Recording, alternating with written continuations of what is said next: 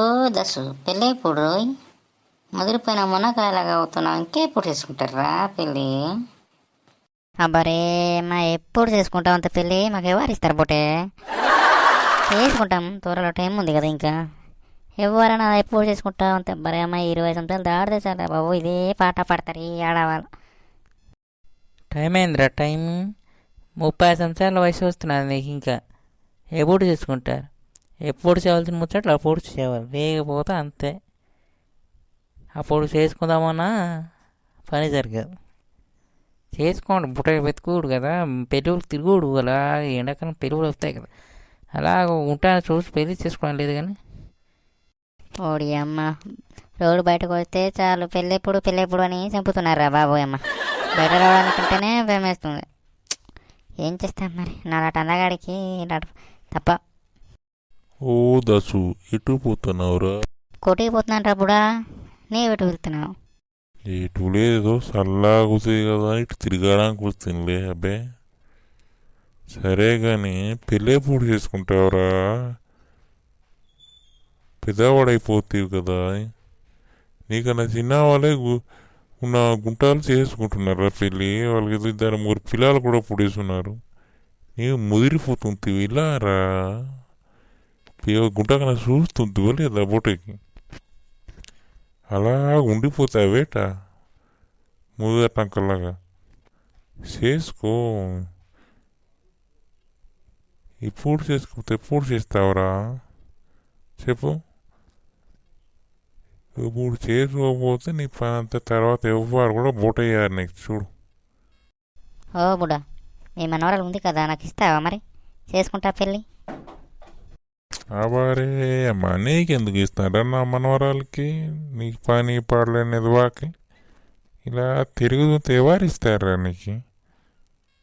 కదా బుడా, నా దారిని పోతుంది నువ్వే పెళ్ళెప్పుడు అంటుంది మరి. మరి కాలుకు ఎవరిస్తారు మరి? నేను కూడా అలా జాబులు ట్రై చేస్తుంటాను. ఏదో ఇప్పుడు నా ప్రభుత్వం జాబులు తీయట్లేదు, ఏమీ లేవు. ఓ చదువుకోవడమంటే రూమ్ రెంట్లు కట్టుకొని చదువుతున్నాం కూడా, నీకేం తెలుసు. ఏదో ఇప్పుడు ఎండాకాలంగానే వచ్చేస్తాం, రూములు కుండలేక ఎలక్షన్లు అట, నోటిఫికేషన్ లేవు, ఏం లేవు. ఓ అందరు అడగడమే పెళ్ళెప్పుడు. కనీసం మా పిల్లని ఇస్తామని ఎవరైనా ముందుకు వస్తారా? కానీ ఎవరు ఏదో జాబ్ కొడితే మాత్రం మా అల్లుడు, మా కొడుకు, ఓ మా మరిది అనుకుని వచ్చేస్తారు కదా. భలేటోళ్ళే, జాబ్ తోకలని జాబ్ లేకుండా తోకలని. మళ్ళటోళ్ళు చూస్తూ ఇలాగ చదువుకునేటోళ్ళకి జాబ్ కొడదామని చదువుకునేటోళ్ళకి ఎవ్వరు కూడా కొట్టేవారే. అది తక్కువ జాబ్ తగిలితే ఓ మా అల్లుడు మా వాడే భలే కలుపుతారు పులార. ఇప్పుడు చూస్తా నువ్వే కూడా మీ మనవరాలు ఇస్తే ఇంత మాట అంతే. అలాగే మరి ఏం చేస్తాం, మాలాంటి వాళ్ళకి జాబ్ ఉన్న వాళ్ళకే ఇస్తున్నారు పిల్లలు. మాలాగా వ్యవసాయం చేసుకొని చదువుకునే వాళ్ళకి ఎవరు ఇస్తారు చెప్పు? పూజించలేమని ఇవ్వరు, అందుకే మాలాంటి వాళ్ళు పిల్లలు ఇవ్వరు బేగి. సరే మరి బుడా లేదురా పో. సరేరా, భలే మాట్లాడుతున్నావు కానీ మా మనవరాలు కూడా ఎవరికైనా ఇద్దామంతే దీనికి వంటారా పెంటారా రా బాబు అమ్మ. దీనికి ఎవరికైనా అంట కొడతాము. ఏదైనా జాబ్ చేస్తున్నవాడని చూస్తున్నాం కానీ ఎవరు కూడా దొరకట్లేదు. ఒకలా చేస్తే ఇది బట్టలు కాదు, ఏం చదవాలత వాళ్ళు తిట్లు తినుకోని ఉంటుంది ఇది. ఓ ఇప్పుడు కనీసం వీరి ఇంటి వాళ్ళకైనా సాయం చేస్తే కదా, వాళ్ళ అమ్మ కన్నా సాయం చేస్తుంటే అలాగా వంట నేర్చుకోవడం అలా తెలుస్తుంది. వంట వండుతుంటే వాళ్ళమ్మ ఇటీలో సినిమా చూసుకొని ఉంటుంది మా మనవరాలు. వాళ్ళ అమ్మ దగ్గర ఇలా వంట దగ్గర ఇలా కూర్చోంటే తెలుస్తుంది. ఇటు వాళ్ళ చిన్న చిన్న పనులు సాయం చేస్తే ఎలా వండుతుందో తెలుస్తుంది కదా. బట్టలు ఉతకడం రాదు, ఇలాంటి వాళ్ళకి ఉద్యోగస్తులకి ఇచ్చి పిలిచేస్తే అందా ఒకటి ఉంటే సరిపోతుందా? వీళ్ళు పని పాటు వస్తే అలా చేసుకుంటారు. అక్కడ వెళ్తే కూడా వాళ్ళమ్మ వాళ్ళకు సాయం చేస్తారు. వాళ్ళ తవరింటికి వెళ్తే కూడా వీరు ఇక్కడ ఇంటికాడే వాళ్ళ అమ్మ వాళ్ళకి సాయం చేయడం, బట్టలు ఉతకడం వాళ్ళ ఇంటి వాళ్ళ చేస్తే రేపు పొద్దున్న పెళ్లి చేసుకున్న అత్తమ్మమ్మకి చేస్తారు సేవ. లేకుంటే అంతే మానట్టు మనవరాలు. ఊటిదో ఫోన్లో ఒకటి వచ్చేది ఒకటి మరీ ఘోరం. ఫోన్ నొక్కుతున్నారు, ఫోన్ మాట్లాడుకోను ఏదో వచ్చేదట కదా, ఏదో ఇన్స్టాగ్రామ్ అలా అట్లా చూసుకొని వీడియోలు చేసుకొని ఉంటున్నారు. ఇలాంటివా ఇలాగో పను ఎలా బతుకుతారో వస్తే ఇంటి వాళ్ళు వస్తే ఎలా బతుకుతారో వీళ్ళు. సరే మరి పో, అలా వెళ్ళేసిరా. నేను కూడా ఏదో ఇట్లా వెళ్తాను అలా చల్లగాలికి. ఓ దసు, ఏం చేస్తుంటురా? ఈ సరైన జాబ్ కొడతావా లేదా? ఇలా తిరుక్కొని ఉంటావా ఊరికాడి? చూడు, నీతో ఉన్న వాళ్ళందరూ జాబ్ కొడేస్తున్నారా, నీవు ఎలాగా? నీకన్నా తర్వాత వాళ్ళ జాబ్ కొడేస్తున్నారు. నువ్వు ఇలా ఇంటికి పెళ్ళిళ్ళు పబ్బాలని తిరిగితే ఎలాగా? లేదు మామ, ఏదో ఇప్పుడు వరకు అట రూమ్ తీసుకొని చదువుతూ ఉంటే మీ ఎండాను వచ్చేస్తాంలే. ఈ నోటిఫికేషన్ లేవు, ఏమీ లేవు.